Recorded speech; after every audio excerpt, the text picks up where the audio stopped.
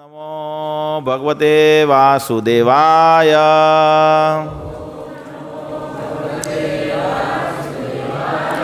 ओम नमो भगवते वासुदेवाय।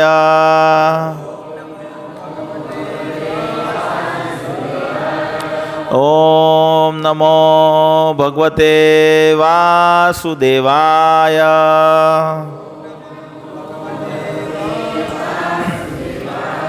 नारायणं नमस्कृत्यं नरं चैव नरोत्तमं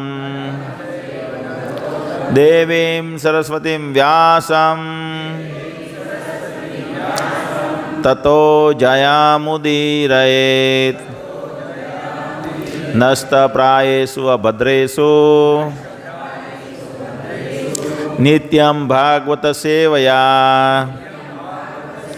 भगवत्या उत्तम श्लोके भक्तिर्भवति नैष्ठिकी।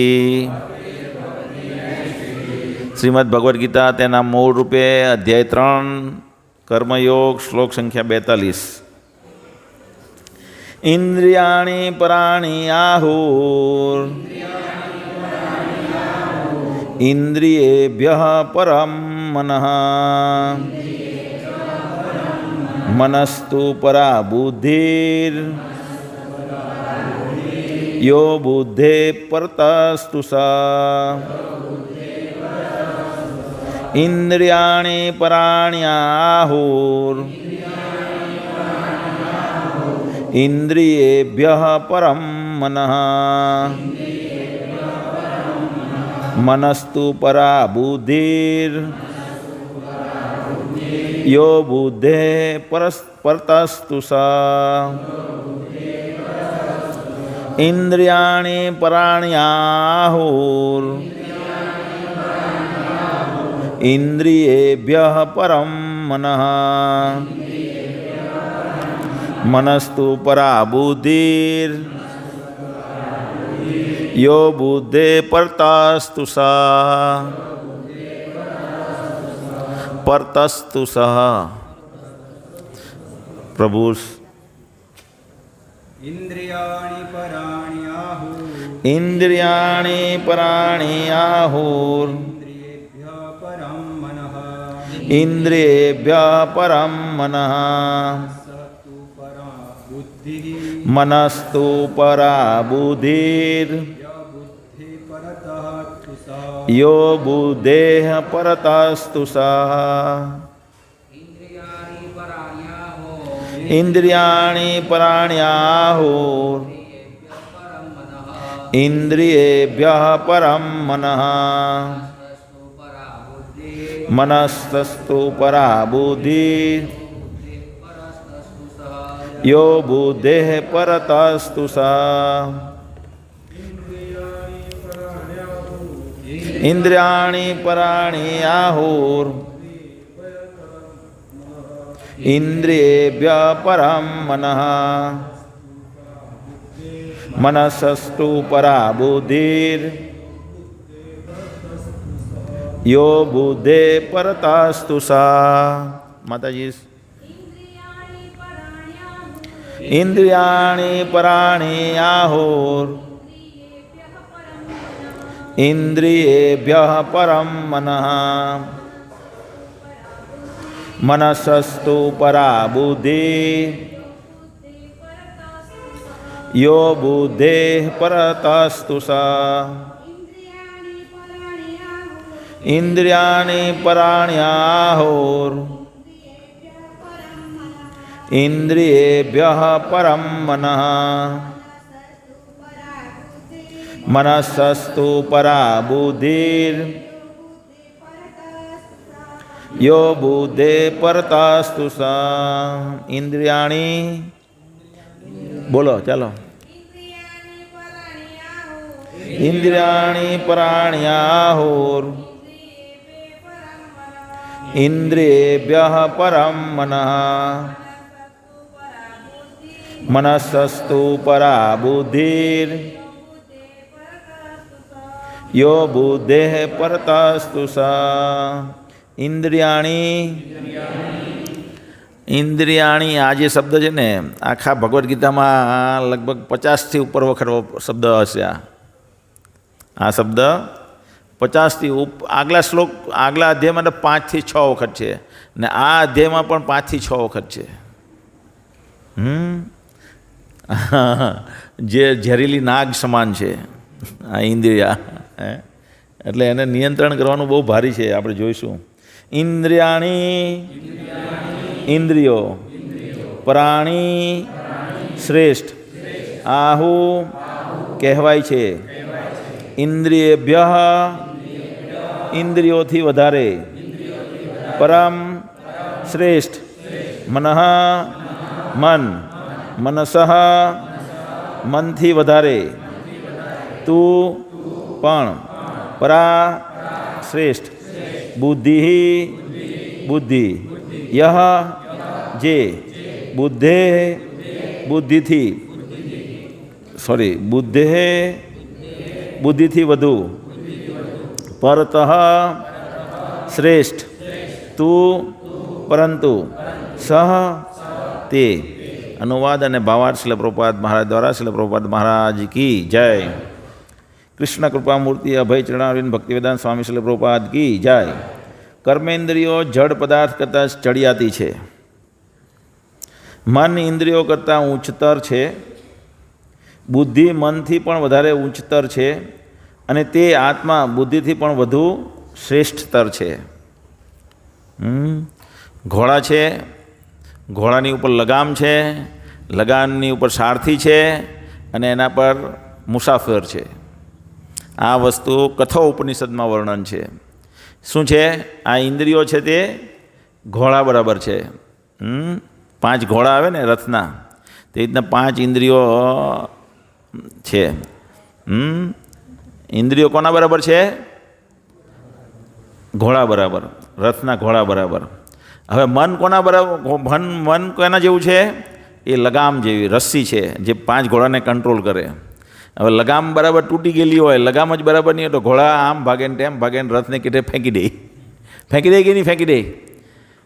જો ડ્રાઈવર જે છે લગામથી ચલાવી રહ્યો છે, એ લગામ પરથી નિયંત્રણ જતું રહે અથવા કોઈ કારણસર લગામ છટકી જાય અથવા તૂટી જાય તો એક ઘોડો આમ ખેંચે, બીજો ઘોડો આમ ખેંચે, ત્રીજો ઘોડો આમ ખેંચે ને રથને ખાડામાં પાડી દે ને એક્સિડન્ટ કરાવી દે.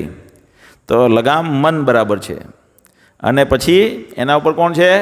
લગામને ખેંચનાર ડ્રાઈવર કે સારથી, એ કોણ છે? બુદ્ધિ. એની સરખામણી કથા ઉપનિષદમાં શેની સાથે થઈ છે કે તે જોશું આપણે, આ શ્લોક આવશે જ. તો એ બુદ્ધિ બરાબર છે. અને મુસાફિર બાર પછાડી બેસીને જોયા કરે છે. તે છે આત્મા, આપણે પોતે. તો ઇન્દ્રિયો જે છે જડ પદાર્થ કરતાં ચડિયાતી છે. એટલે ઘોડા કરતાં લગામ મેઇન છે, લગામ કરતાં ડ્રાઈવર મેઇન છે. અને ડ્રાઈવરને બરાબર નહીં હોય તો પેલો સારથી બરાબર ચાલવાનો, એટલે જે મુસાફિર છે તે બરાબર પહોંચવાનો નથી એના ગંતવ્ય સ્થાન પર. કર્મેન્દ્રિયો જડ પદાર્થ કરતાં ચડિયાતી છે. આમાં બધાને કર્મેન્દ્રિયો ખબર નહીં હશે. કોને કોને કર્મેન્દ્રિય વિશે નથી ખબર?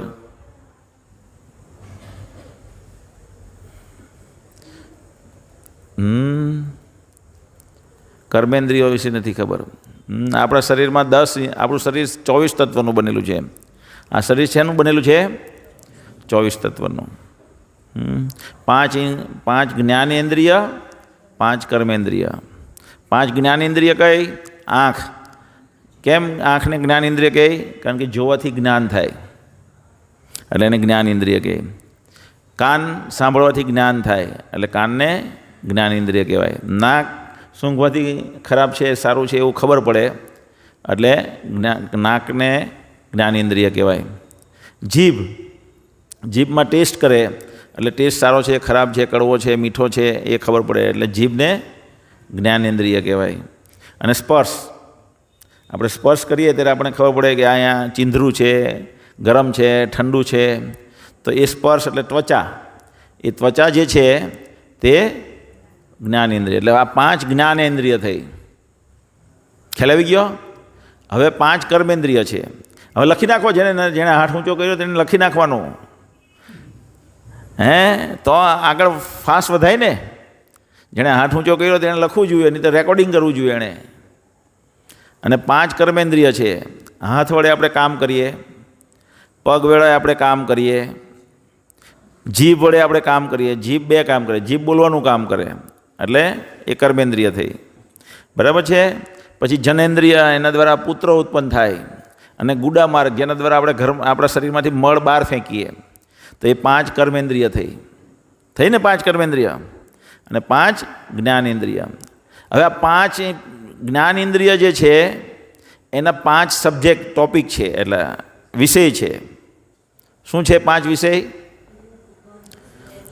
નાકનો વિષય છે ગંધ, આંખનો વિષય છે રૂપ, કાનનો વિષય છે શબ્દ, આ ત્વચાનો વિષય છે સ્પર્શેન્દ્રિય, અને જીભનો વિષય છે સ્વાદ.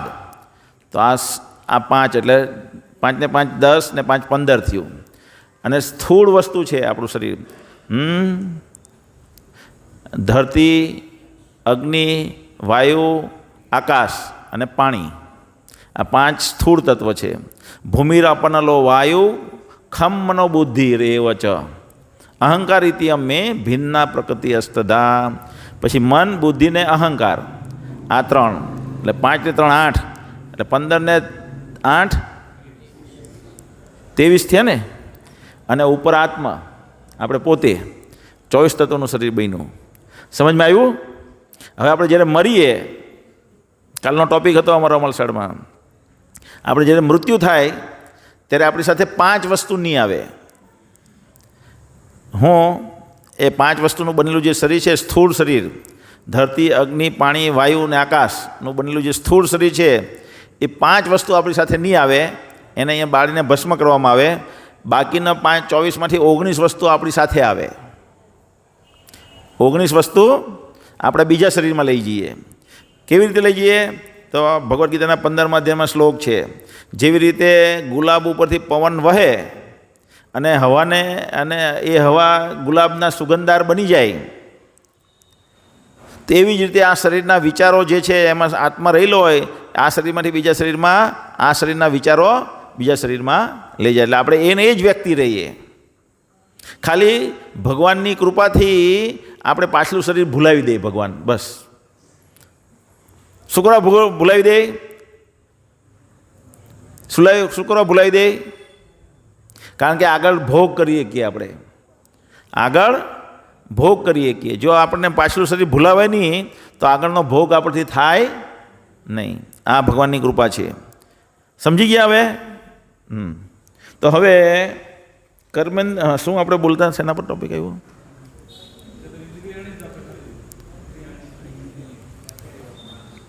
હવે આ ઇન્દ્રિયોને વશમાં કરવી, કંટ્રોલ કરવો તો બહુ જ ભારી છે. કેટલો ભારી છે? તો એનો આગલા શ્લોક, આગળ 60મા શ્લોકમાં, બીજા અધ્યાયના 60મા શ્લોકમાં ભગવાન કૃષ્ણ સ્વયં કહે છે ઇન્દ્રિય, જે ઇન્દ્રિયો છે એને નિયંત્રણ કરવી બહુ જ ભારી છે. એમ ભગવાન કૃષ્ણ સ્વયં 15મા બીજા અધ્યાયના 60મા શ્લોક, યતતો હપી કૌંતેય પુરુષસ્ય વિપશ્ચિત. વિપશ્ચિત એટલે જે વ્યક્તિને જ્ઞાન છે, અહીંયા શબ્દ વિપશ્ચિતનો અર્થ શું છે? વિવેક જ્ઞાન સભર. જે માણસ બુદ્ધિશાળી અને જ્ઞાનયુક્ત છે એવા વ્યક્તિ, યતતો હપી કૌંતેય પુરુષસ્ય વિપશ્ચિત ઇન્દ્રિયાણી પ્રમથાની હરંતી પ્રસભમ મનઃ. આ ઇન્દ્રિયો એટલી બધી શક્તિશાળી છે. હે અર્જુન, ઇન્દ્રિયો એવી તો પ્રબળ અને વેગવાન હોય છે કે તેમને વશમાં રાખવાનો પ્રયત્ન કરનાર વિવેકયુક્ત મનુષ્યના મનને પણ તે બળપૂર્વક હરી લે છે. એટલે જે બુદ્ધિશાળી વ્યક્તિ છે એ વ્યક્તિ એને નિયંત્રણ કરવાનો કંટ્રોલ કરે છે, છતાં પણ એ ઇન્દ્રિયો એને હરી જાય છે. બહુ જ ભારી છે. આપણે ભગવાને આપણી ઇન્દ્રિયો જે છે, જેમ કે દુર્ગા દેવી છે, એ ભગવાનની શક્તિ છે ને, માયા શક્તિ. તો ભગવાન એને કહે છે કે એ બહુ શક્તિશાળી છે. માયામ દેવી એસામ ગુણમયી મમ માયા દુરત્યાય. દુર્ગાદેવી જે છે એને ભગવાને બહુ શક્તિવાન બનાવ્યા છે. કોઈ પણની પરીક્ષા લઈ શકે, અને કોઈ પણને પરીક્ષામાં જો એ સાચો ભક્ત નહીં હોય તો એને ગિરાઈ દે, પાડી દે. જરાક બી જે ભગવાન ઈચ્છે છે એ પ્રમાણેના એના ગુણ વિકસિત નહીં થયા હોય એ ભક્તના, તો એને એ દુર્ગાદેવી પાડી નાખે. એટલે શક્તિશાળી છે તો જ પાડી શકે ને. શક્તિશાળી નહીં હોય તો કેવી રીતના પાડી શકે તમે? એટલે તમે વિચારો, બીજી રીતે હું સમજાવું તમને, આની સમજ પડે તો. એક વ્યક્તિ છે જેણે નક્કી કર્યું, કોલેજમાં આવ્યો, સ્કૂલમાં આવ્યો, કોલેજમાં આવ્યો, અભ્યાસ કરતો અભ્યાસ કરતો એ ધીમે ધીમે કોલેજમાંથી ભક્તિમાં આવી ગયો, ભક્તોના સંઘમાં આવીને પછી નક્કી કરે કે હવે મારે મારું જીવન આ ભક્તિના કાર્યોમાં સમર્પિત કરવું છે. ખ્યાલ આવે છે ને? તો એ વ્યક્તિએ સમર્પિત કર્યું એનું જીવન, પછી એ જ એનું જીવન થઈ ગયું ને. એમાં એ ધીમે અભ્યાસ કરે, શાસ્ત્રોનો અભ્યાસ કરે, એનો પ્રચાર કરે, ભગવાનની સેવાનો પ્રયત્ન કરે, એમાં અલગ અલગ પ્રયત્નો, અલગ અલગ સેવાનું આયોજન કરે. એમ કરતાં એ 38-40 વર્ષનો થાય. 38-40 વર્ષનો થાય અને પછી એને દુર્ગાદેવી કે જે દેવી શક્તિ છે એ પાડી દે, અથવા પાડી દે એટલે એને પથભ્રષ્ટ કરી નાખે એ માર્ગમાંથી. પછી એને લગ્ન કરવા હોય તો 40 વર્ષે કોણ એની સાથે લગ્ન કરે? તો એના માટે કેટલું દુષ્કર કહેવાય. ખ્યાલ આવે ને?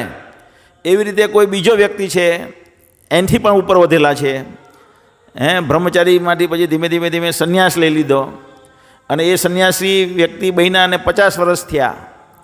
50 વર્ષ ભગવાન માટે થઈને એણે આ સમર્પિત કર્યા, અને 50, 51, 52, 55 અથવા 60નો પણ થાય, 60ના પણ એ સંન્યાસી થાય, પછી માયા એટેક કરે અને એ સંન્યાસના માર્ગમાંથી પતન પામે. તો એને પતન પામવાવો એટલે પતન કરાવડાવવું કંઈ સામાન્ય ખેલ છે? અને પેલાની કેવી ખરાબ દશા થાય, જે વ્યક્તિનું પતન થાય એનું કેટલી ખરાબ દશા થાય. ખ્યાલ આવ્યો ને? તો એટલી શક્તિશાળી દુર્ગાદેવી છે, સામાન્ય વસ્તુ નથી. તેવી જ રીતે અહીંયા કહે છે કે ઇન્દ્રિય એટલી બધી શક્તિશાળી છે કે વિપશ્ચિત, જે વ્યક્તિને જ્ઞાન છે આ નથી કરવાનું, મારે આ કરવાનું છે, આ નથી કરવાનું, આ મારે કરવાનું છે, એનું જ્ઞાન છે, એવા વ્યક્તિના મનને હરી જાય છે ઇન્દ્રિય. ભાવાર્થમાં શું છે પ્રભુપાદ? એના જ ભાવાર્થમાં આપણે જોઈએ તો અનેક વિદ્વાન ઋષિઓ, તત્વજ્ઞાનીઓ તથા અધ્યાત્મવેત્તાઓ ઇન્દ્રિયોને જીતવાનો પ્રયત્ન કરનારા હોય છે, પરંતુ આવા પ્રયાસો કરવા છતાં તેઓમાંના સર્વોચ્ચ પુરુષ પણ મનના આવેગને કારણે કેટલીક વખત ભૌતિક વિષય સુખનો ભોગ બની પતન પામે છે. આપણે જોયું તેમ. અરે વિશ્વામિત્ર જેવા મહાન ઋષિઓ તથા પૂર્ણ યોગી ઇન્દ્રિય નિગ્રહ માટે કઠોર તપશ્ચર્યા તથા યોગાભ્યાસમાં રત રહેલા હોવા છતાં મેનકા દ્વારા વિષય ભોગના અવળા માર્ગે દોરવાયા હતા. અને અલબત્ત વિશ્વના હવે કેટલા 60,000 વર્ષ તપ કર્યું. કેટલા વર્ષ તપ કર્યું? વિશ્વામિત્રએ 60,000 વર્ષ તપ કર્યું. નાનું કહેવાય? આખી જિંદગી એણે વિતાવી દીધી કહેવાય.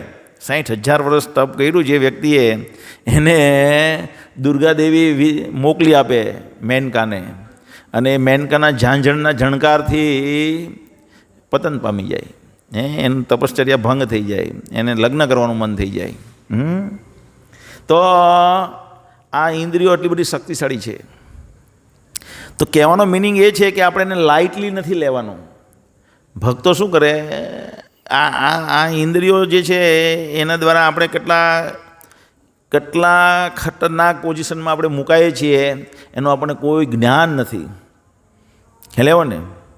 સૌભરી મુનિ હતા. સૌભરી મુનિની વાર્તા છે ભાગવતમમાં 9મા સ્કંદમાં. તો એ સૌભરી મુનિ મનને, એટલે આ ઇન્દ્રિયો શું છે કે એ વિષયોમાં ભટકે. એટલે ઇન્દ્રિયોને વિષયોમાં ભટકવાથી રોકવા માટે શું કરે?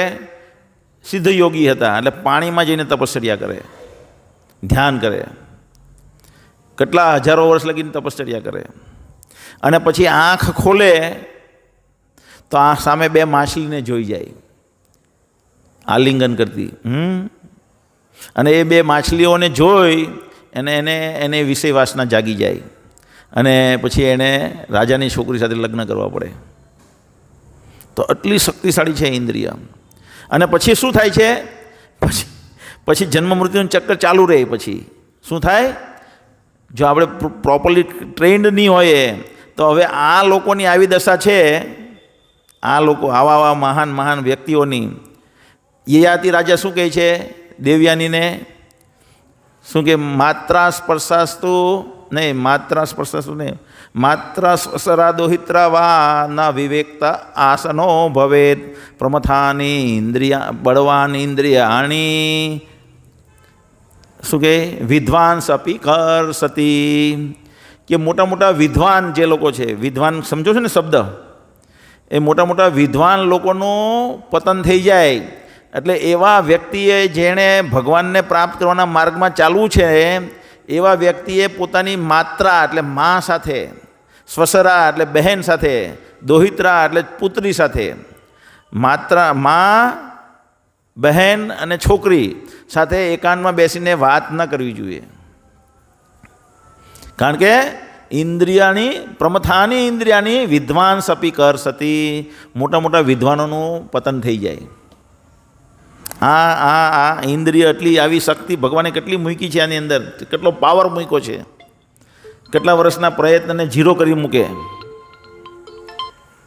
કેટલા વર્ષના પાવરને ઝીરો કરી મૂકે. આ દશા થાય. 1 કરોડપતિ થયેલા હોય અને એક જ રાતમાં બધું લૂંટાવી લેવાનું, આ થયું કહેવાય. આને એની કરતાં બી વધારે ખતરનાક થયું કહેવાય. આખી જિંદગી જાણી જોઈને લૂંટાતો હોય એવું લાગે. પાછું ધારો કે રિલાયન્સના માલિક મુકેશ અંબાણી મહેનત કરીને આખું રિલાયન્સ એમ્પાયર ખડું કર્યું, અને એને ખબર છે કે હવે મારે આ નથી કરવાનું, છતાં એ કરે અને રોડપતિ થઈ જાય. એટલે કેટલો સ્ટ્રોંગ પાવર કહેવાય એનો, જે નથી કરવાનું ને એ કરાવે છે. એનો એ કોણ કરાવે છે? ઇન્દ્રિય કરાવે છે.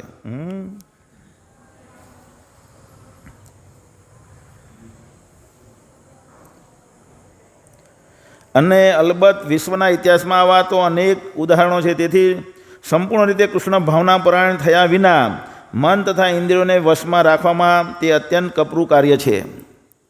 એટલે ભગવાનની ભક્તિમાં જો ન જોડાઈએ આપણે. હવે અહીંયા શું છે? આગળ શ્લોકમાં બતાવેલું હતું. શું બતાવેલું છે? કે આ કામ છે, એ કામને પૂરી કરવા ઇન્દ્રિય દોડે. તો એ કામ ક્યાં બેસેલો છે? આપણો દુશ્મન છે ને કામ. આપણો સૌથી મોટો દુશ્મન કોણ છે આ જગતમાં? કામ. નરેન્દ્ર મોદી નહીં. નરેન્દ્ર મોદી અહીંયા રહી ગયા, આપણે ભગવાનના ધામમાં જઈ રહું. કામને છોડી દઉં તો, કામને છોડી દઈશું તો શું થશે આપણું? નરેન્દ્ર મોદી અહીંયા અગ્નિમાં તપ્યા કરશે, અને તો આપણે બધા ભગવાનના ધામમાં ઉચ્ચ જીવન જીવતા હશું. એટલે કામ આપણો દુશ્મન છે. તો એ કામ મનમાં બેસેલો છે, ઇન્દ્રિયમાં બેસેલો છે, ને બુદ્ધિમાં બેસેલો છે. હવે એ જગ્યા પૂરાઈ ગઈ છે, હવે જગ્યાને ખાલી કરવાની છે. તો એ જગ્યાને ખાલી કરવા માટે શું જોઈએ? જેમ કે અહીંયા 70મા શ્લોકમાં, હજી એક બીજો 70મો શ્લોકમાં એમ કીધેલું છે. અહીંયા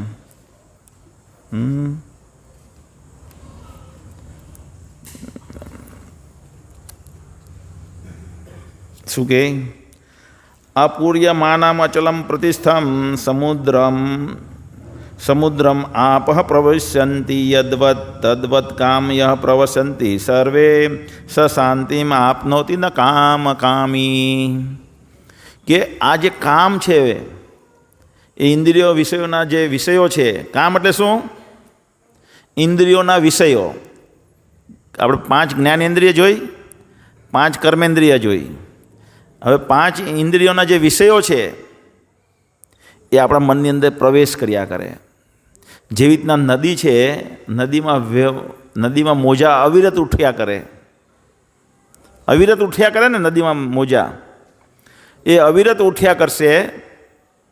અને એવી જ રીતે આપણા મનની અંદર જે કામ છે એને સંતોષ, ઇન્દ્રિયોનો જે વિષય છે, નાકનો વિષય છે સૂંઘવું, કાનનો વિષય છે સાંભળવું, એને સંતુષ્ટ કરવા માટે આપણે દોડીએ એટલે એ ઇન્દ્રિય વિષયોને એને કામ કહેવાય. તો એ કામ જે છે એ કન્ટિન્યુઅસ આપણામાં ફ્લો થયા કરે છે. જેવી રીતના સમુદ્રની અંદર નદીઓ પ્રવેશ્યા કરે, જેવી રીતના નદીની અંદર બધા મોજાઓ આવ્યા કરે, પણ જો એક ભરતી આવે, સમુદ્રની ભરતી આવે, શાસ્ત્રોનો જુદા દાખલો છે આ, તો આ બધા મોજાને ઓવરકમ કરી જાય. શું થાય? એ મોજાને ઉપર ચડી જાય ને મોજાની ઉપર, નદીના મોજાની ઉપર સમુદ્રનું મોજું ચડી જાય, એટલે પેલા મોજા શાંત થઈ ગયેલા ગણાય. તો એવી રીતે આપણે જો ભગવાન કૃષ્ણની સેવાથી આપણા મનને, બુદ્ધિને અને ઇન્દ્રિયોને ભરી દઈએ તો પછી આ જે આપણા પોતાના કામ જે છે, કામનો વેગ એ સંતુષ્ટ થઈ જાય. જેવી રીતના અહીંયા યમુનાચાર્યનો દાખલો આપવામાં આવે છે કે કૃષ્ણ ભાવના પ્રાણે થયા વિના મન તથા ઇન્દ્રિયોને વશમાં રાખવા તે અત્યંત કપરું કાર્ય છે. મનથી કૃષ્ણ પરાયણ થયા વિના મનુષ્ય આવા દુન્યવી કાર્યોમાંથી નિવૃત્ત થઈ શકતો નથી. એક મહાન સંત તથા ભક્ત શ્રી યમુનાચાર્ય દ્વારા એક પ્રત્યક્ષ વ્યવહારુ ઉદાહરણ આપવામાં આવ્યું છે, જેઓ કહે છે, યદ અવધિ મમ ચેત કૃષ્ણ પદારવિંદે નવનવ રસ ધામનું ઉદ્યતમ રંતુમ આસિતા. એ કે જેવી નવો નવો રસનું અંદર આનંદ ઉત્પન્ન થાય છે, જ્યારથી મારું મન કૃષ્ણમાં પોરવાયું છે ત્યારથી મને નવા નવા રસનું આસ્વાદન થાય છે, નવા નવા રસનું આસ્વાદન થાય છે. અને પછી શું કહે છે? તદ અવધિ બત નારી સંગમે સ્મર્યમાને ભવતી મુખ વિકારા સુષ્ઠુ નિષ્ઠિવાનમ વનમ ચ.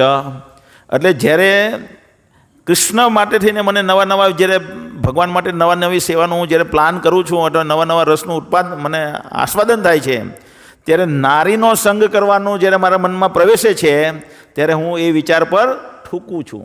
શું કહે છે? થૂકું છું. આ છે કૃષ્ણ ભાવનામૃતનો પાવર. કેટલી ઇન્દ્રિયો પાવરફુલ છે, એ ઇન્દ્રિયોને પાવરફુલ હોવા છતાં કૃષ્ણ ભાવનામૃત છે, ભગવાન કૃષ્ણ જે છે એની કથાઓ એટલી બધી શક્તિશાળી છે. ભગવાન કૃષ્ણની કથાઓ જો એને એક મહાભાગવતના મુખે આપણે જો સાંભળવામાં આવે તો એ આપણામાં જબરજસ્ત શક્તિ સંચારિત કરે અને આપણને આ કામના વેગથી દૂર કરી દે.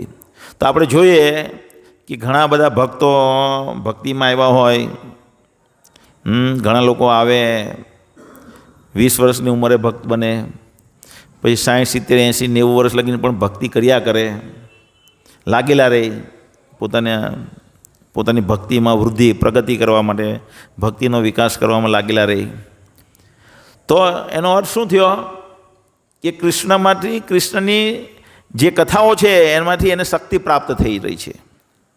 નહીં તો ઇન્દ્રિય કેટલી વેગવાન છે, જોઈને આપણે જોયું તો ખરું. આની જેવો જ બીજો એક શ્લોક છે આગળ, આ 6ઠ્ઠા અધ્યાયમાં. તે મન પર છે અને તે અર્જુન બોલે છે. શું બોલે છે અહીંયા? અર્જુન કહે છે, ચંચલમ હિ મનઃ કૃષ્ણ પ્રમાથી બલવદ્રિદમ તસ્યહમ નિગ્રહમ મન્યે વાયોરેવ સુદુષ્કરમ. શું કહે છે? ખતરનાક કે કોઈ વાયુને નિયંત્રણ કરી દે. આ પવન આમ વહેતો છે,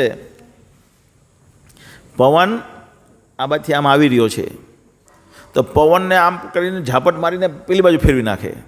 કોઈ કરીએ કે એવું? કરીએ કે?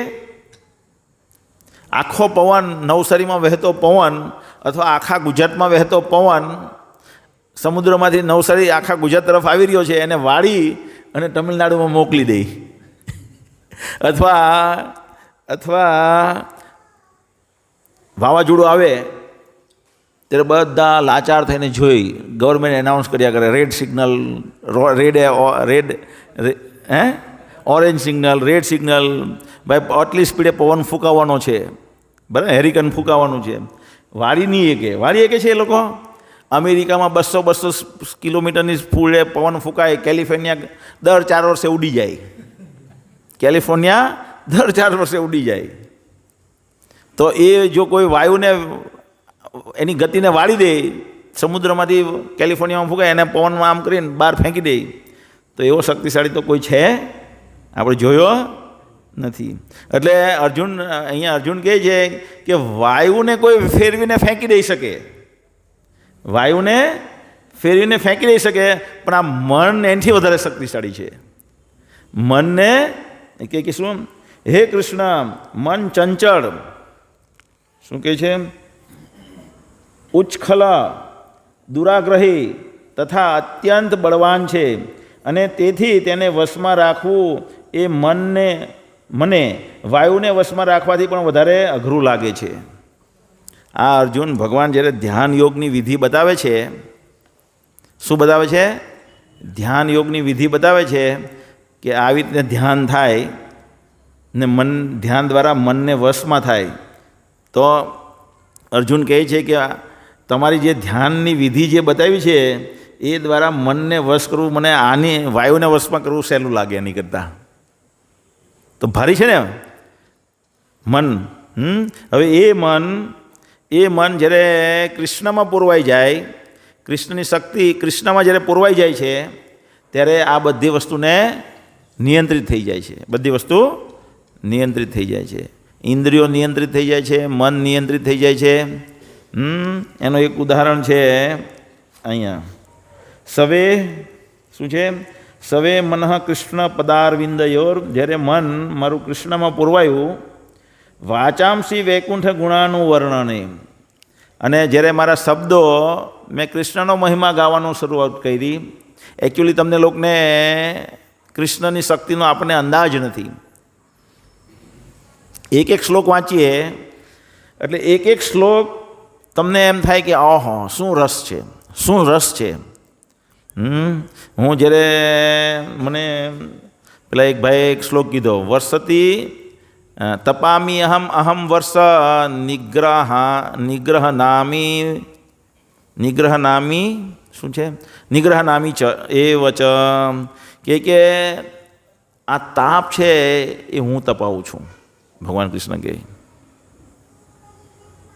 શું કહે છે તાપને હું તપાવું છું ને વરસાદને હું વરસાવું છું અને રોકી પણ હું રાખું છું આ છે ભગવાનની શક્તિ પછી બીજી જગ્યાએ ભગવાન કહે ભાગવતમાં મદ ભયાત વાતી વાતોયમ મદ ભયાત વાતી વાતોયમ સૂર્યસ્તપ્તિ મદ ભયાત સૂર્યને હું મારી શક્તિથી ભયથી મારા ભયથી સૂર્ય તપે છે અને આ પવન જે છે એ મારા ભયથી ફૂંકાય છે તો ભગવાનના એક શબ્દ તમે જુઓ એમાં કેટલો બધો પાવર છે ભગવાન કે આગળ અહીંયા 7મા અધ્યાયનો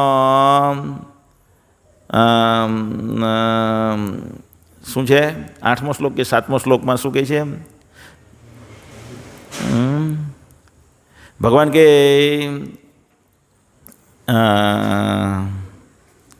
એમાં બી સૂર્ય અને ચંદ્રની જે શું છે 7મોની મત્ત પરતરમ નાન્યતની એની આગળનો શ્લોક રસોહમ અપસુ કૌંતેય પ્રભાસ્મિ શશિ સૂર્યયો પ્રણવ સર્વ વેદેશુ શબ્દ ખે પુરુષમ નૃષુ ભગવાન કૃષ્ણ કહે છે અજાયબી એકદમ અજાયબી લાગે ભગવાન કૃષ્ણની વાત શું લાગે અજાયબી આપણે તો માથાના વાળમાં ટકલું પડતું હોય અને માથાના વાળ નહીં રોકી શકીએ ટકલું થતાં આપણે આપણી જાતને રોકી શકીએ નહીં ટકલું પડે આપણે વિવશ થઈને ટકલું થઈને ફરવું પડે ને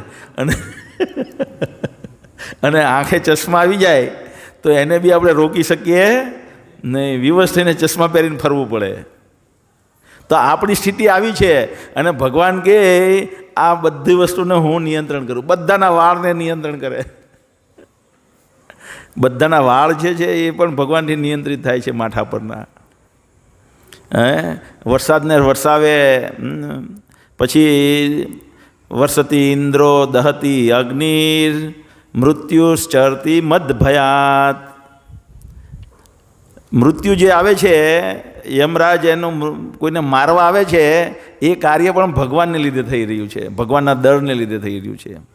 અને અગ્નિ દહતી અગ્નિ જે દજાડે છે, અગ્નિ તો કુલિંગ ઇફેક્ટ આપી દે, પણ ભગવાનની દળથી એ દજાડે છે, નહીં તો કુલિંગ ઇફેક્ટ આપી દે. કૌંચ દીપમાં શું થાય છે?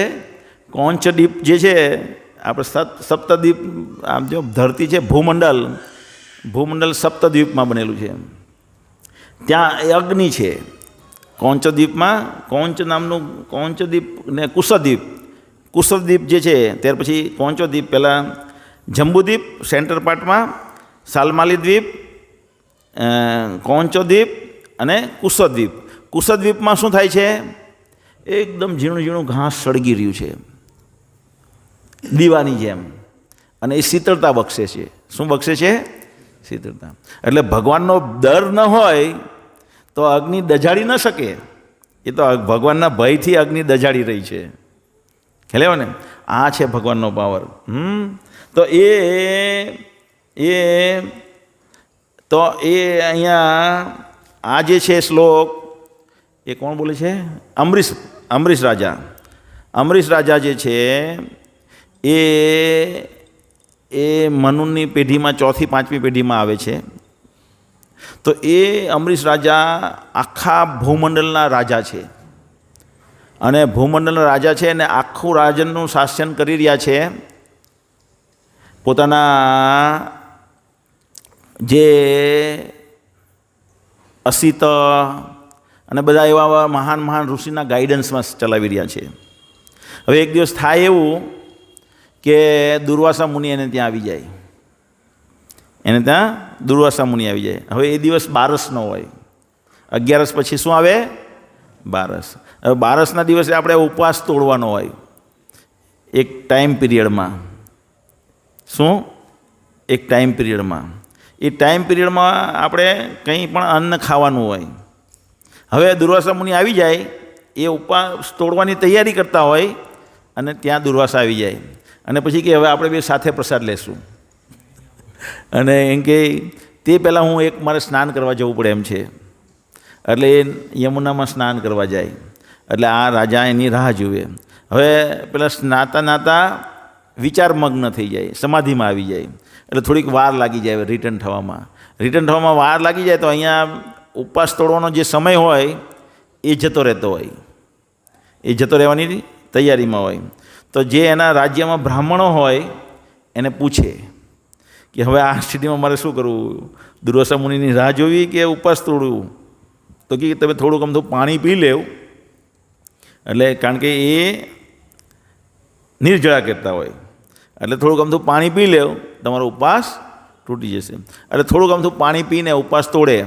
તો પેલા દુર્વાસા મુનિ એની યોગ વિધિથી અહીંયા જોઈ લે કે આણે મને છોડીને પાણી પી લીધું છે.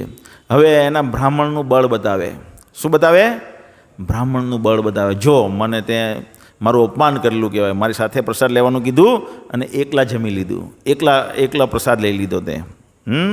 એટલે હવે હું તને બ્રાહ્મણની શક્તિ બતાવું છું. એટલે બ્રાહ્મણની શક્તિ બતાવવાનું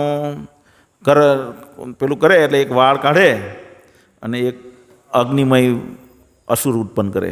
શિવજીના જ ભાઈ ને, શિવજી બી વીરભદ્ર ઉત્પન્ન કરે ને. શિવજી દક્ષ રાજાને મારવા માટે વાળ કામ કરીને એમ પછાડે અને વીરભદ્ર ઉત્પન્ન થાય. આ એના ભાઈ છે દુર્વાસા. વાળ કામ કરીને એમ પછાડે અને એક અસુર ઉત્પન્ન કરે. અસુર ઉત્પન્ન કરે એટલે ભગવાનને ગુસ્સો આવી જાય, કારણ કે એના ભક્ત છે.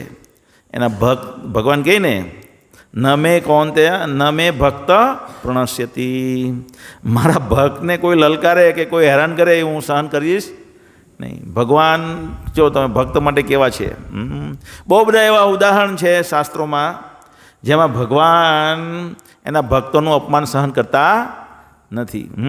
જો કોઈ એના ભક્તોનું અપમાન કરતું હોય તો ભગવાન એને दिन में तारे दिखा देते हैं. क्या करते हैं?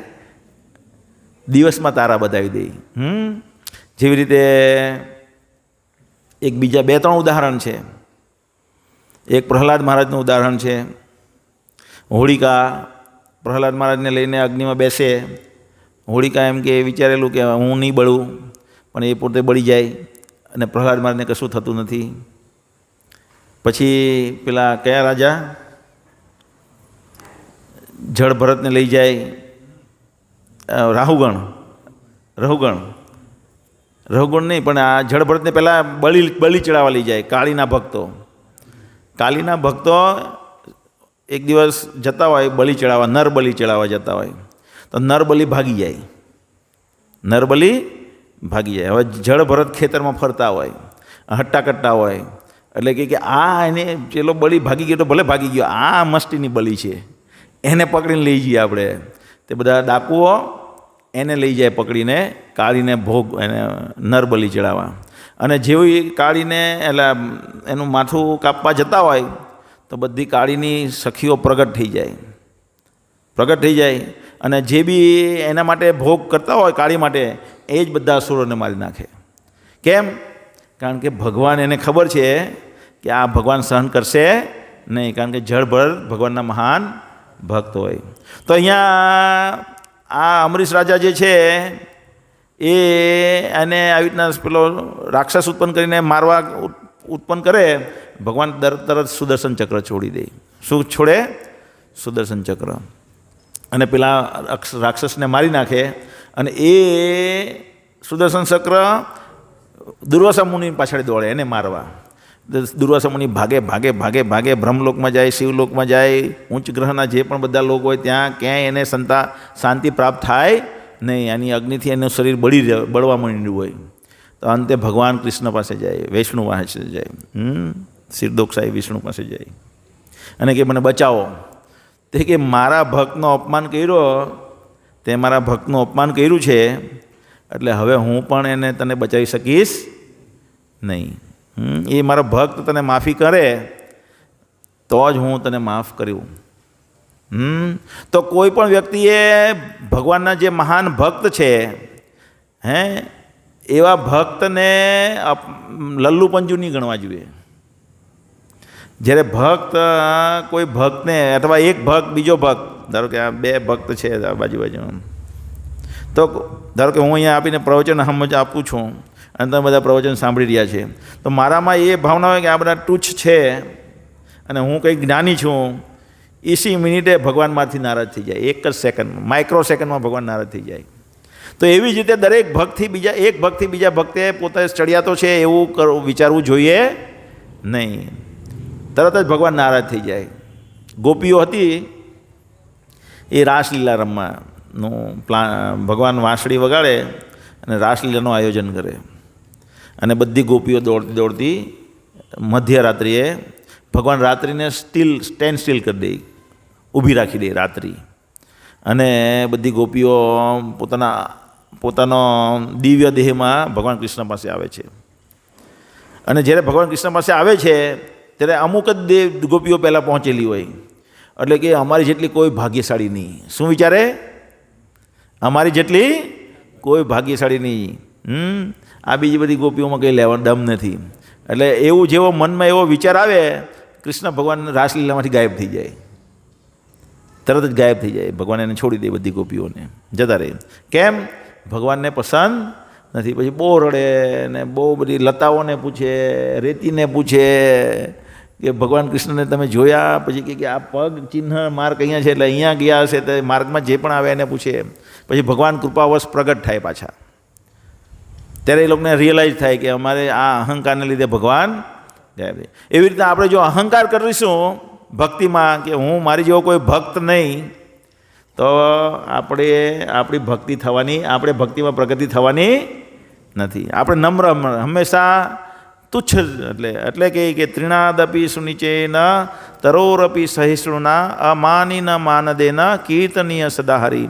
ભક્તિ કીર્તનીય સદાહરી એટલે ભગવાનનું કીર્તન કાયમ થશે. કીર્તન એટલે શું? કીર્તન મહિમા ગુણગાન સાંભળવું કરવું, એ બધું કીર્તન એટલે કે ભક્તિ. એ ભક્તિ કાયમ ક્યારે થતી રહેશે? જ્યારે આપણે પોતાની જાતને નમ્ર કરીશું. જે ગયા વખતે જ બતાવ્યું કે આપણામાં ભક્તિલતાનું બીજ વેલ ત્યારે ઉગે જ્યારે આપણું હૃદય નિર્મળ એકદમ સોફ્ટ હાર્ટેડ થઈએ, ત્યારે નમ્ર બનીએ આપણે. કડક હૃદયના સ્ટીલ હાર્ટેડ હોય તો આમાં ભક્તિલતાનું બીજ ઉગવાનું નથી. તો આ એમ સમજતા હોય દુર્વાસા મુનિ કે હું બ્રાહ્મણ છું અને આ ક્ષત્રિય છે. શું સમજતા હોય? આ ક્ષત્રિય છે, હું મારો બ્રાહ્મણનો પાવર બતાવી દઉં એને. પણ એને ખબર નહીં ક્ષત્રિય વૈષ્ણવ ક્ષત્રિય છે. ખ્યાલ આવે ને? તો વૈષ્ણવ ક્ષત્રિય એટલે વૈષ્ણવને કોઈ લલકારી શકે નહીં. હવે એ આવા મહાન રાજા હતા. ને એવા મહાન રાજા હતા. એ શું કહે છે કે સવે મનઃ કૃષ્ણ પદારવિંદયો વાચામસી વૈકુંઠ ગુણાનું વર્ણને. એટલે એ બધી પોતાની ઇન્દ્રિયોને વશમાં રાખી શકતા હતા અને ભગવાનને અતિ પ્રિય થયા. અને એના દ્વારા દુર્વાસા મુનિ એની સામે આવે છે અને કહે છે રાજા અમરીશને કે મને માફ કરો. અને પછી અમરીશ રાજા સુદર્શનને પ્રાર્થના કરે છે. એ પ્રાર્થના પણ આખો એક અધ્યાય છે. અને પછી સુદર્શન ત્યાંથી જતું રહે છે. ને એવી રીતના દુર્વાસા ને એ બેઉ સાથે બેસીને પછી 1 વર્ષ થઈ ગયું આટલા વાતમાં. અને 1 વર્ષ રાજા અમરીશ ત્યાં ને ત્યાં ઊભાલા. જ્યાંથી સુદર્શન પીછો કર્યો અમરીશ રાજાનો દુર્વાસાનો, ત્યારથી અમરીશ રાજા ત્યાં ને ત્યાં ઊભેલા અને પાછા આવે ત્યાં લગીને 1 વર્ષ વીતી જાય ત્યાં ને ત્યાં ઊભેલા હોય ખાધા પીધા વગર. એ આવી રીતના તો 60,000 વર્ષ તપ થતું ને. અવિરત ફાઇટિંગ કરી એકતા. એ વખતે એ લોકોને રોગ હું એ બહુ રેર ખબર હતી. એ સમાજમાં એ સતયુગ, ત્રેતા, દ્વાપર યુગમાં જીવન એટલું ઊંચું હતું. 10,000 હાથીની તાકાત. કેટલી? નહીં, દ્વાપર યુગમાં. ત્રેતા યુગમાં તો એનાથી પણ વધારે તાકાત. હાઇટ કેટલી હતી ભાઈ? હાઇટ તમારું નામ હું ભૂલી ગયો. મિતેશભાઈ, હાઇટ કેટલી હતી ખબર છે ત્રેતા યુગમાં? કોને ખબર છે ત્રેતા યુગની હાઇટ? ત્રેતા યુગનું આયુષ્ય 10,000 વર્ષ. કેટલું? 10,000 વર્ષ. 10,000 વર્ષ ને? હા હા, એ 1 મીંડું ઓછું થતું જાય બસ. હા, બરાબર. તો 10,000 વર્ષનું આયુષ્ય. ને હાઇટ કેટલી ભાઈ અનિલ? નહીં ખબર? રેવતુભાઈ નહીં ખબર? કેટલી વખત મેં બોલ્યો છું? સર્વેશ 22 ફૂટ. 22. ત્રેતા યુગની હાઇટ 22, દ્વાપર યુગની હાઇટ 12 થી 14 અને સતયુગની હાઇટ 33 ફૂટની. હે? હા, ફૂટ હાઇટ અત્યારે 5.5ની. કાલયુગની હાઇટ 6 ફૂટ 5.5 ફૂટ. અને ધીમે ધીમે કળિયુગ જેમ જેમ વધતો જશે એમ 3 ફૂટના થઈ જશું. કોઈ માણસની હાઇટ 3 ફૂટથી વધારે નહીં હશે. અને 20 વર્ષથી વધારે જીવશે પણ નહીં. 20 વર્ષમાં જ 10 વર્ષમાં જ જેમ કળિયુગનો અંત આવશે તેમ બધા લોકો 10 વર્ષ જીવશે. કેટલું? 10 વર્ષમાં એ માણસ એટલે 5 વર્ષે એના વાળ કાળા એટલે ધોળા થવા માંડે. એ 6-7 વર્ષની છોકરીઓ પ્રેગ્નેન્ટ થશે. બધું ભાગવતમાં વર્ણન છે. કળિયુગના ચિહ્નો શ્રીમદ ભાગવતમના 12મા સ્કંદમાં આ બધી વસ્તુનું વર્ણન છે. હા બોલો, અત્યારે વચમાં પ્રશ્ન બોલો.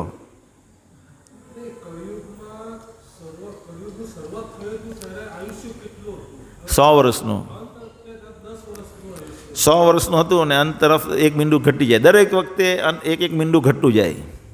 સતયુગમાં 1 લાખનું, એમાંથી 1 મીંડું ઘટાડો એટલે 10,000 વર્ષ. ત્રેતાનું એમાંથી 1 મીંડું ઘટાડો એટલે દ્વાપરનું 1000. એમાંથી 1 મીંડું ઘટાડો એટલે કલયુગનું 100.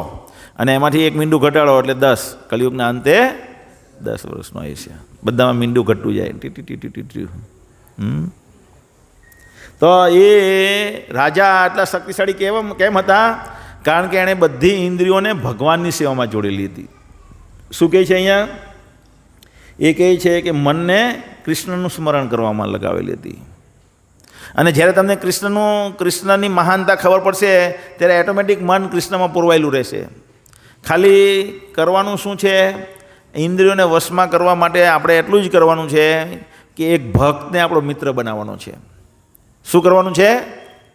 ભક્તને મિત્ર બનાવવાનો છે. જો અહીંયા હજી હોલમાં હજી બીજા 50 માણસ ઘટે છે અત્યારે. કેટલા માણસ હોવા જોઈએ બીજા જે હજી નથી આવ્યા? વિજય આવ્યો? જો વિજય નથી આવ્યો. એટલે એવી રીતના આપણે એક પછી એક જો ગણીએ. આવેલો છે?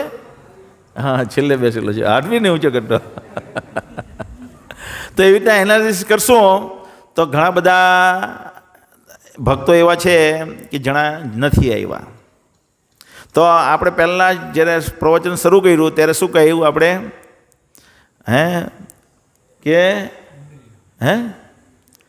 આપણે ભાગવતને શરૂ કરીએ, ભગવદ્ ગીતાનું અધ્યયન શરૂ કરીએ ત્યારે આપણે દેવીમ સરસ્વતી વ્યાસમ એટલે સરસ્વતી માતા સરસ્વતીને યાદ કરીએ, વેદ વ્યાસને યાદ કરીએ કે જે હું વાંચું છું એ મારા હૃદયમાં ઉતરે. કંઠસ્થ નથી કરવાનું, આપણે હૃદયમાં ઉતારવાનું છે.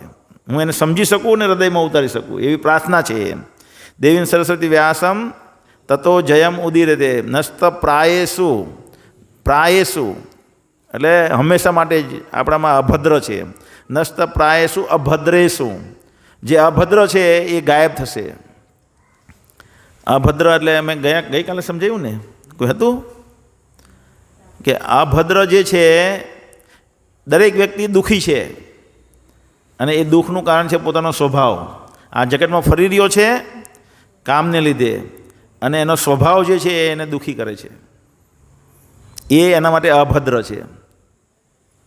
પોતાના મને આની ગમ્યું, પેલા મને આમ કીધું, પોતે નમ્ર નથી એટલે પેલાનો વાંક દેખાય, પેલા પર ઈર્ષા કરે.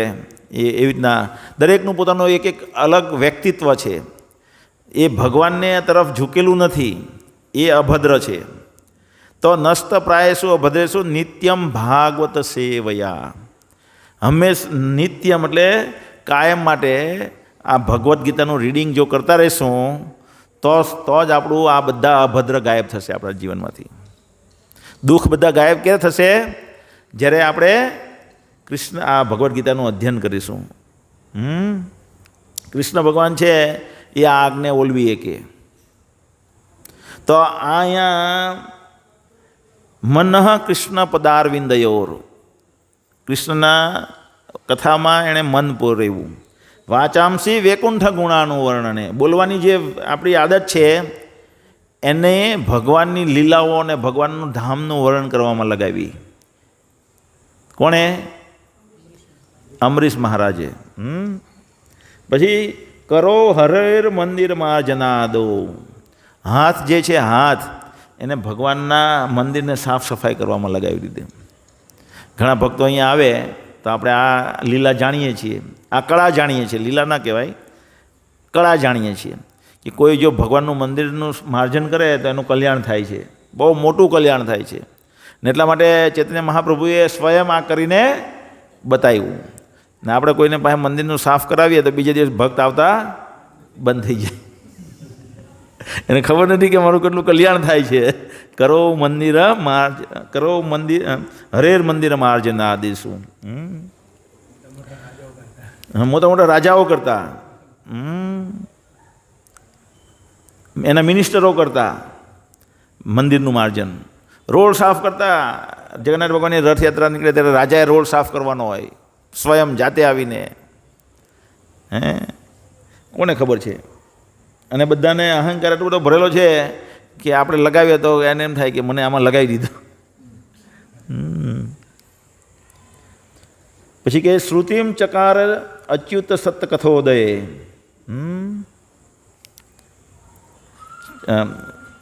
શ્રુતિ એટલે કાનને ભગવાનની કથા સાંભળવામાં લગાવ્યા. મુકુંદ લિંગાલય દર્શને દ્રશો, અને પોતાના પગને ભગવાનના તીર્થધામોને દર્શન કરવામાં લગાવ્યા. તદભૃત્ય જ્ઞાતા સ્પર્શે સંગમમ, અને આ જે ત્વચા છે એ મંદિરોમાં જઈને ભક્તોના સંગને સ્પર્શ કરવામાં લગાવ્યો.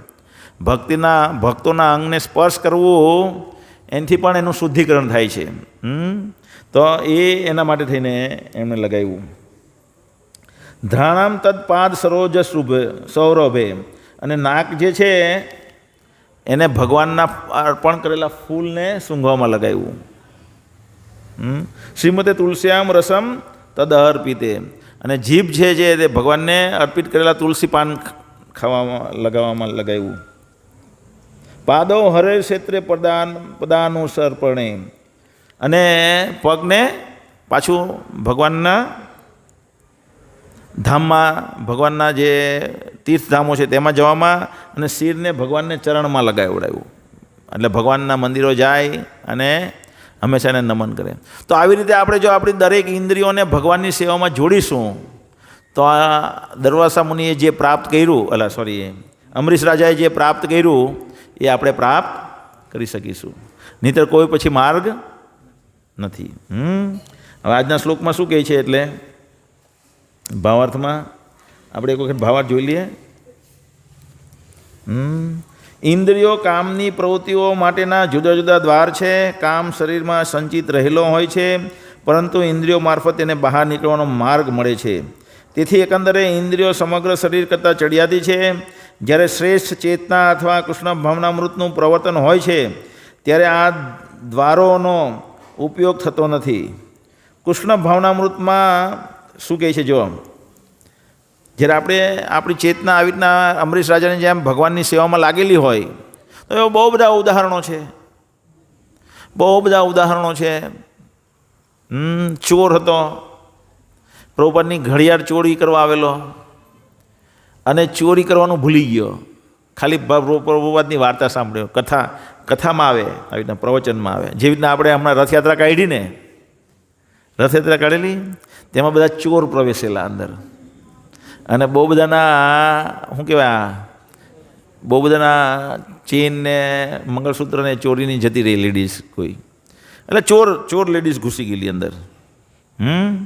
એવી રીતે આ ચોર ઘૂસી ગયો અંદર પ્રભુપાદની ઘડિયાળ જોઈને કે આ પ્રભુપાદની ઘડિયાળ મારે ચોરવી છે, અને આવીને બેસે પ્રવચનમાં અને સાંભળે, અને મોકો મળે એક દિવસ એટલે મારે સાંભળ્યું આ કથા, આ ઘડિયાળ ચોરી લેવી છે. અને એમ સાંભળતા અત્યારે મહાન ભક્ત છે. એક વખત એક ચોર હતો, કથા ચાલતી હતી, આ ભાગવત કથા. તો ભાગવત કથા ચાલતી હતી, ભાગવત કથામાં ભગવાન કૃષ્ણ કસ્તુભમણી એમના વક્ષસ્થળ પર ધારણ કરે, અને દુનિયાની જેટલી બી પ્રોપર્ટી છે એની કરતાં પણ એની વેલ્યુ, આખા બ્રહ્માંડની જેટલી બી પ્રોપર્ટી છે એ બધી સાઈડ પર, અને વક્ષસ્થળ પર જે કસ્તુભમણી છે એની વેલ્યુ એક સાઈડ પર. એવી રીતના વાત કરો, બહુ સમૃદ્ધ બાળક છે એમ. એટલે પેલાને થાય કે આ બાળકને મારે મળવું જોઈએ, અને ચોરી કરવા માટે એને એ કે વૃંદાવનમાં રહે. શું છે આગળ કથા, એ વૃંદાવનમાં જાય કથા ચોરી કરવા માટે. એટલે એ બાળકને મળી અને એને મળવા માટે પ્રયત્ન કરે, અને મળવા માટે પ્રયત્ન કરે, જ્યાં કથા ચાલતી હોય કે આ બાળક ક્યાં છે એમ શોધ્યા કરે, અને શોધતા ધીમે ધીમે એની સાથે પ્રેમ થઈ જાય અને ચોરી કરવાનો ભૂલી જાય. એટલે ભગવાનની વાર્તાઓ અથવા ભગવાનનો સંગ અથવા ભગવાનની વાર્તાઓ એટલી બધી શક્તિશાળી છે કે કોઈ પણ ગમે તેવી મેન્ટાલિટીવાળો વ્યક્તિ હોય એનું શુદ્ધિકરણ થઈ જાય છે. કૃષ્ણ ભાવનામૃતમાં આત્મા પૂર્ણ પુરુષોત્તમ પરમેશ્વર સાથે સીધો સંબંધ સ્થાપે છે. તેથી અહીં વર્ણવેલ શરીરના કાર્યોનો શ્રેષ્ઠતમ અંતે પરમાત્મામાં સમાપ્ત થાય છે. શારીરિક કર્મ એટલે ઇન્દ્રિયોના કાર્યો, અને ઇન્દ્રિયોને અવરોધવાનો અર્થ શરીરના બધા કાર્યોને અવરોધવાનો એવો થાય છે. પરંતુ મન સક્રિય હોવાથી, એટલે શરીરના કાર્યો કેના દ્વારા થાય, ઇન્દ્રિયો દ્વારા થાય. ઇન્દ્રિયોને અવરોધી એટલે શરીરનું કાર્ય સ્ટોપ થઈ ગયેલું કહેવાય. પણ મન જે છે એ તો રાતમાં બી ચાલ્યા કરે. મન છે એ રાતે પણ ચાલ્યા કરશે, આપણે સૂતેલા હોય તો પણ ચાલ્યા કરશે. કારણ કે મન ઇન્દ્રિયોથી ઉપર છે. અને આ બુદ્ધિ જે છે એ છે ને બોડીગાર્ડ જેવી છે. આત્માથી સૌથી નજીક શું છે, બુદ્ધિ. પછી આત્મા, હા સોરી, પછી મન ને પછી ઇન્દ્રિયો. હવે આ બુદ્ધિ જે છે એ બોડીગાર્ડ જેવી છે. હવે બોડીગાર્ડે રિશ્વત લીધેલી છે, કામ આવી ગયેલો છે અંદર. શું આવી ગયો છે? કામ. હવે રિશ્વત લીધેલી હોય, બોડીગાર્ડ રિશ્વત લઈ લે તો શું થાય? ઇન્દિરા ગાંધી જેવી હાલત થઈ જાય ને. બોડીગાર્ડ આપણો રિશ્વત લઈ લે દુશ્મન પાસેથી તો આપણને એક દિવસ મરાવી કાઢે. આ બુદ્ધિ જ્યારે કામયુક્ત થઈ જાય ત્યારે આપણને મરાવી કાઢે. તો એ બુદ્ધિમાં, એ બુદ્ધિને ભગવાનની સેવાને, એટલે આત્મા જે છે, આત્માને ભગવાનની સેવામાં આપણે જ્યારે જોડી દઈએ ત્યારે બુદ્ધિ તરત જ શુદ્ધિકરણ થઈ જાય એનું. એને જ્ઞાનની જરૂર છે. બુદ્ધિ એટલે જ્ઞાન. અને એ જ્ઞાન જો આપણે દિવ્ય જ્ઞાન આપવાનું શરૂ કરીએ બુદ્ધિને, તો ધીમે ધીમે ધીમે ધીમે ધીમે ધીમે બુદ્ધિનું શુદ્ધિકરણ થઈ જાય. એટલા માટે આના પછીનો જે અધ્યાય છે એ દિવ્ય જ્ઞાન કેવી રીતના મેળવવું, એ દિવ્ય જ્ઞાન કેવી રીતના મેળવવું. તો આનો ભાવાર્થ તમે વાંચી લેજો. આનો ભાવાર્થ આગળ તમે વાંચી લેજો. આગલો શ્લોક છે 43મો. એવમ બુદ્ધે પરમ બુદ્ધવા સંસ્તભ્ય આત્મનામ જાહિ શત્રુ મહાબાહો કામરૂપમ દુરાસદમ. કે છે એ રીતે હે મહાબાહુ અર્જુન, મનુષ્ય પોતાની ભૌતિક ઇન્દ્રિયો, મન તથા બુદ્ધિથી પર જાણીને મનને વિવેકયુક્ત આધ્યાત્મિક બુદ્ધિથી સ્થિર કરીને આધ્યાત્મિક શક્તિ વડે આ સદા અતૃપ્ત કે અસંતોષી કામરૂપી શત્રુને જીતી લેવો જોઈએ. હવે કામરૂપી શત્રુ એટલે આપણે એક જોયું કે અગ્નિ છે. અગ્નિ છે. અગ્નિમાં ગમે એટલું તમે ડીઝલ નાખો તો અગ્નિ ઓલવાય કે વધે? અગ્નિની અંદર તમે ઘી નાખો તો વધે કે ઓલવાય? વધે. તો એવી રીતે આ કામ છે એને તમે ગમે એટલો સંતોષ કરો, એટલે એને પૂરી કરો એ કામને. મારે હોટલમાં ખાવા જવું છે, હોટલમાં ખાવા જવું, એટલે કે ચાલો જી આવીએ, હોટલમાં ખાઈ આવીએ. મારે થોડું દારૂ પીવો છે, તો થોડો દારૂ આપે, થોડો અજીબને દારૂ આપે ને એ દારૂ પછી એને પી જાય. પી જાય કે નહીં પી જાય? એવી રીતના સિગરેટ પીવાનું મન છે જીભને, તો એ જીભને એને 1 સિગરેટ આપે, 2 સિગરેટ આપે, 3 સિગરેટ આપે, પછી એ જ સિગરેટ એના લંગ્સને ખાઈ જાય ને એને જ પી જાય. તો આ કામ જે છે એ કદી પૂરો સંતુષ્ટ થવાનો નથી. એને ભગવાનના દિવ્ય જ્ઞાનથી એને દિવ્ય જ્ઞાનમાં બોળી દેવાનો છે, એને ભગવાનની દિવ્ય સેવામાં લગાવી દેવાનો છે. આ જ વસ્તુ કાર્ય કરવાનું જ છે, પણ એ ભગવાનની સેવામાં કરશું તો એ કામ ગાયબ થઈ જશે. એટલા માટે આગલો શ્લોક જે છે, આગલો અધ્યાય, આમાં એટલે ભાવાર્થ બેઉનો તમે હવે વાંચજો, અને કંઈ પ્રશ્ન હોય તો આગલા રવિવારે પછી એન્ડમાં પૂછજો. અને આગલો એટલે હવે આપણે આવતા જ શુક્રવારે 4થો અધ્યાયનો પહેલો શ્લોક શરૂ કરીશું. અહીંયા શું કહ્યું? એ રીતે હે મહાબાહુ અર્જુન, મનુષ્ય પોતાને ભૌતિક ઇન્દ્રિયો, મન તથા બુદ્ધિથી પર જાણીને, એટલે આપણે આ શરીર નથી, એટલે આપણે શરીર શુંનું છે? મન, બુદ્ધિ, અહંકારનું પણ બનેલું છે. તો આપણે એ શરીર પણ નથી, કારણ કે આપણે આત્મા છે. એટલે પોતાની જાતને આત્મા સમજવાનું છે. અને મનને વિવેકયુક્ત આધ્યાત્મિક બુદ્ધિથી સ્થિર કરીને આધ્યાત્મિક શક્તિ વડે આ સદા અતૃપ્ત અસંતોષી કામરૂપી શત્રુને જીતી લેવો જોઈએ. અને જ્યારે આપણે કામરૂપી શત્રુને જીતી લેશું ત્યારે આપણે ભગવાનની સેવામાં અહીંયા આવવાનું મન થશે. અહીંયા આવવાનું મન નહીં થાય. ઘણી વખત સવારમાં લોકો મંગળા આરતીમાં નહીં આવે. કેમ નહીં આવે? હે ભાવેશ, કેમ નહીં આવે? ઘણા લોકો નથી આવતા ને. કેમ નહીં આવે? કારણ કે કામ જે છે એ મોબાઈલમાં ટીટ થયા કરે, તો 12 વાગી જાય રાતે, તો સવારે વહેલું ઉઠે કોણ? આ કામ જે છે એ શું કરે? આપણને મોબાઈલમાં ટીચાવે. કામ મોબાઈલ જોઈ લે, એટલે સવારે મંગળા આરતીમાં આવી શકીએ નહીં. તો એવી જ રીતે ભગવાનની બધી અલગ અલગ જે સેવાઓ છે એ થઈ શકતી નથી આ કામ દ્વારા. સમજમાં આવે છે? હવે એને દિવ્ય જ્ઞાનથી, વિવેક બુદ્ધિથી એને ઉલ્લુ બનાવવાનું છે. આ મન, બુદ્ધિ ને અહંકાર જે છે, મન, બુદ્ધિ અને ઇન્દ્રિયોને ઉલ્લુ બનાવવાની છે. પ્રેમથી ના પાડવાની છે.